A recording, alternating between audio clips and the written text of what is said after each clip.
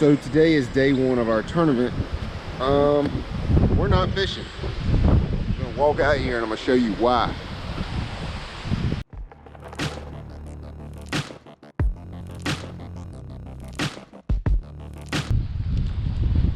Not sure, the wind is blowing really hard. Not sure if you can hear me that good, but it's pretty rough out there.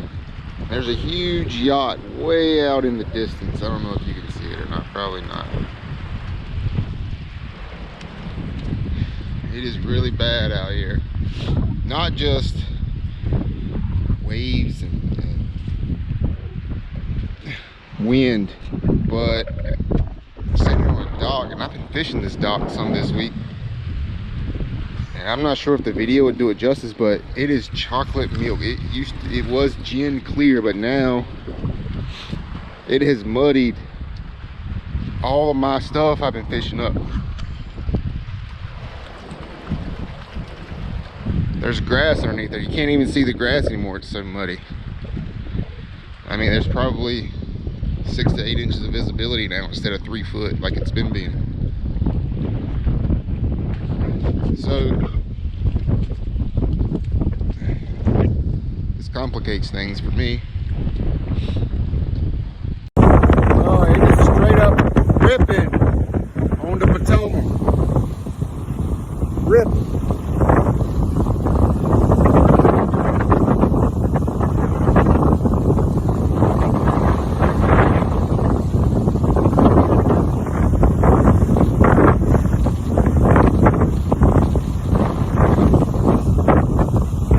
Our tournament was canceled, and I'm pretty grateful for that.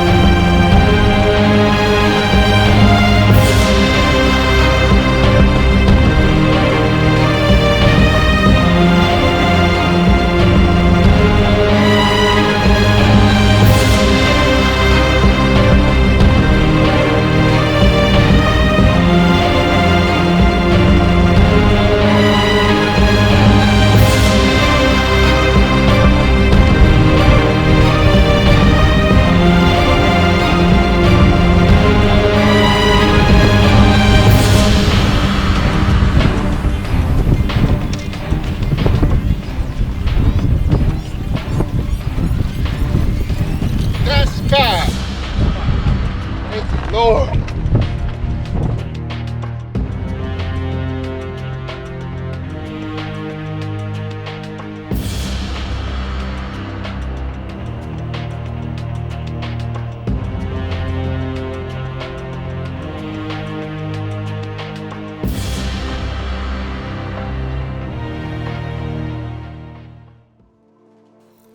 I lost count of how many hours I spent on the Potomac River for the 2019 BFL Regional Championship. I really did. I went up there the Saturday before this event that was supposed to start on Thursday, and I spent 5 long, hard days trying to do the best I could to find the winning pattern.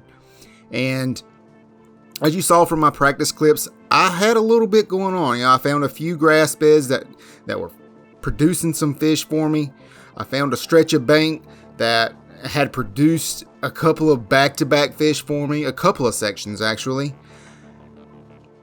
But all that time I spent, everything I did to find these fish was all for nothing.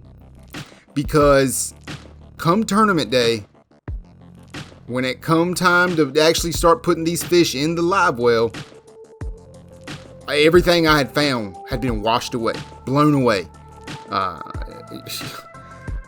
I guess it was a nor'easter. I don't know what it was that came through there, but whatever kind of storm system that rolled through Maryland the week of this event blew out all the water in the river.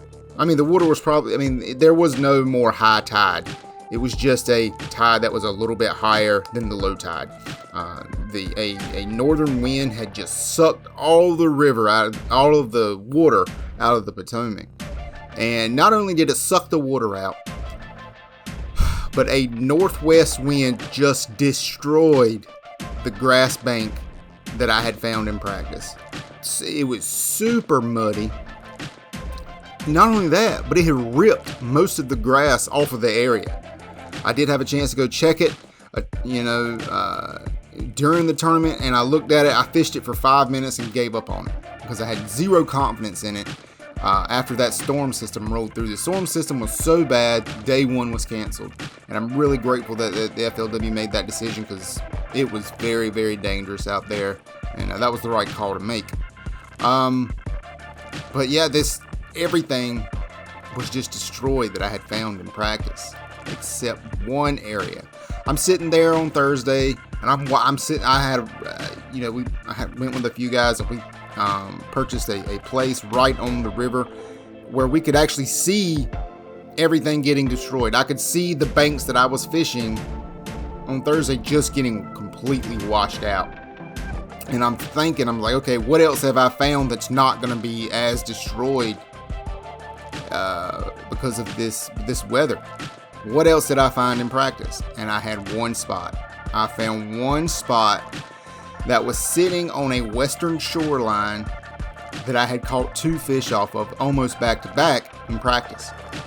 I'm like, well, this little area should be spared, So this is all I got. This is this section, the river that's not going to be as destroyed, and there was no grass here. It was just kind of like, at the time when I found it in practice, it was just like rock, just some rocks scattered here or there. However, because the wind had sucked all of the water out of the river, when I rode up onto this spot, I was like, oh, I see what's going on here now. I see what these fish are doing.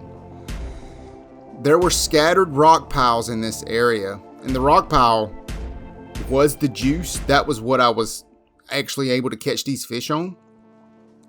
But these fish were on a shale bed. I found the shale bed on the actual tournament day. I found this area in practice. But after I started, dedicating time to it on tournament day, and I was cranking really hard on it, I started to pull up these clam shells and these actual shells that were in my treble hooks on my crankbait I had found. And so I had found a shale bed. And I came to it on tournament day. I was like, okay, I've had some success in this area. It looks really good. It hasn't been destroyed by the winds. And I started catching fish.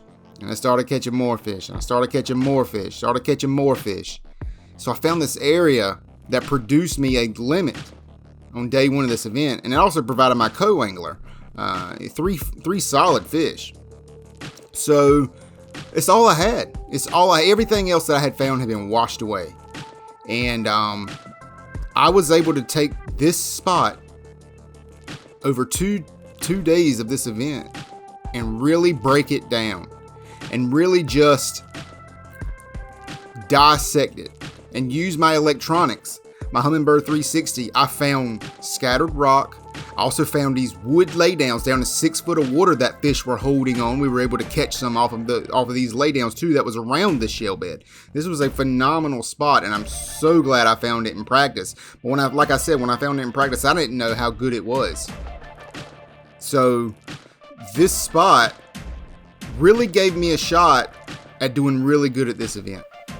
But that nor'easter that rolled through on Thursday and caused the event to be canceled, some of those lingering winds, as you can see here in this clip, were still persistent. It was blowing upwards to 20 most of the day and probably gusts up to 25 or 30. And it made fishing a little bit tough. I mean, because you had to throw into the wind sometimes to hit these rocks just the right way. What I found about this rock pile was it's all about the angle that obviously I'm cranking on it. You know, you could probably tell what kind of crankbait I'm throwing, but it was all about the angle at which I casted it could get bit. You know, I think a lot of times, even if you're around fish, if you're not throwing the right bait, the right color, the right time, and at the right angle, you're not going to get bit. And so I was able to really just kind of dissect this area to the point where I knew the angles that I could get bit on, and I just worked them over all day long. And look, it was super hard to throw on this a lot of times because, as you can tell from the clip, it's so windy. And it's kind of tough. I couldn't fish with the wind most of the time. And so it made it difficult. But I will say, the harder the wind blew, the better the bite got. And that's typical with spinnerbaiting and crankbaiting. The harder that wind blows, the better odds you are of getting bit. I could only get bit on a crankbait. I threw a jig, especially when I had like a really small limit. I was like, okay, I'm just going to pick this jig up. I'm going to go in here and I'm going to just pick off a 4-pounder. And I couldn't. I could not get bit on anything but this crankbait. And it got to the point where I just never put it down anymore. Like, I didn't throw anything else. I just had this rod in my hand and I was dedicated to it because this is all I could get bit on. This fish that I just caught, sad to say, is my biggest fish of the day. Which isn't, again, saying much. It was only about 2 pounds, but it was my 5th keeper. And it's kind of a personal accomplishment just to catch your limit, you know, on the first day of an event. And I was able to do that, because of a 12-inch fish limit. But I did end day one with almost 8 pounds, 7 pounds and some change. And in a multi-day event, you can't win it in day one. You really can't, but you can certainly lose it. And I'm really happy to say that I did not lose this event on day one.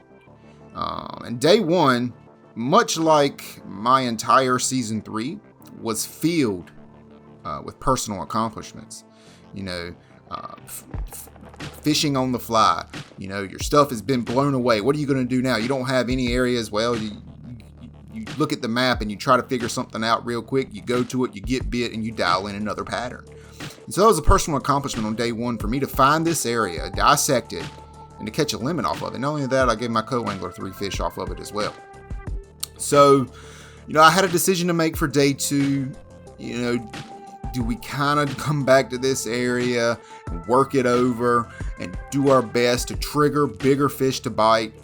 Or maybe we just do something completely different, make a big run, and try to find some better quality fish to help me win this event. I mean, I probably needed, 18 or 19 pounds on the second day to win the event. I knew that was unlikely. But I also knew that it was possible. And if these 12 to 13 inch fish I was catching on day one turned into 4-pounders, it's game on. So that's day one. I think after day one, we're sitting in like 42nd place or something like that. We have almost 8 pounds of fish. And, you know, we got a decision to make for day 2, you know, go all out or play it safe. So, you know, day 2 is going to come up in another video. I appreciate you watching. And, I promise the second day is going to be a little more exciting. We're going to have, we're going to catch more fish, and we're going to catch a little bit bigger, better quality fish.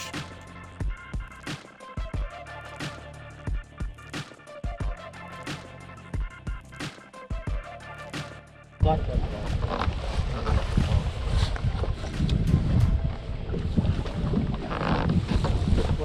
11:30. Told you 11:30. You hit it.